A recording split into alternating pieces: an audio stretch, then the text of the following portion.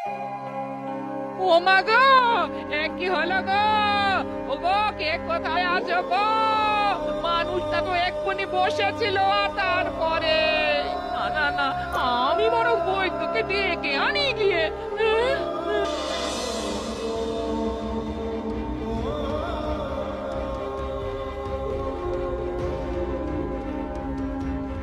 তখন থেকে তো অনেক পরীক্ষা করলেন, কিন্তু মানুষটা এখনো চোখ খুলে দেখছে না কেন? হ্যাঁ, বড্ড দেরি হয়ে গেছে। তার মানে এই মানেটা কি? হ্যাঁ, গোপাল জগতের মায়া ত্যাগ করেছে। আমার সে কি কথা গো? ও গো, আমার কি হবে? ও দাদু, দাদু, ওঠো না গো, ও দাদু, একবার চোখ খুলে দেখো না, ও দাদু, দাদু, দাদু গো। এই যে তোমরা তাও একটা কাজ করো, আর আজকে গিয়ে এই খবরটা দিয়ে এসো একটু। কি ব্যবস্থা আমি করছি না হয়তো। এটা তো একটা আর চিন্তা করে কি হবে মহারাজ? না হওয়ার দাদু হয়ে গেছে। গোপাল দাদু আর নেই মহারাজ, দাদু আমাদের ছেড়ে চলে গেছে। একবার শেষ দেখা দেখে আসবেন। কি শুনলাম আমি, গোপাল আর নেই।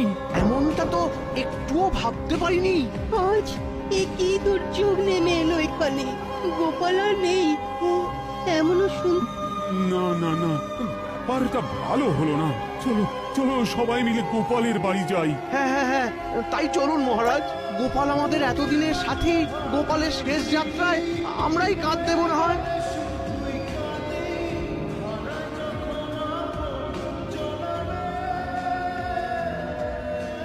ব্যবস্থা যখন সব হয়েই গেছে, তখন আর দেরি করাটা ঠিক হবে না। হ্যাঁ হ্যাঁ, এসো সবাই, কাঁধে কাঁধ মেলাই।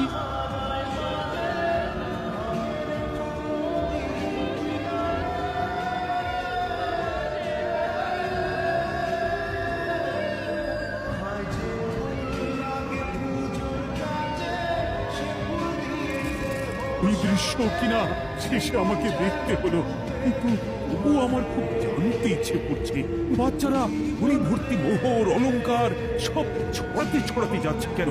আর গোপালের হাত দুটোই বা ঘাট থেকে বেরিয়ে দুদিকে ঝুলছে কেন?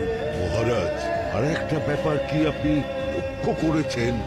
কি বলো তো? গোপালের দেহ কারা কাঁধে করে নিয়ে যাচ্ছে। হ্যাঁ হ্যাঁ, ওই তো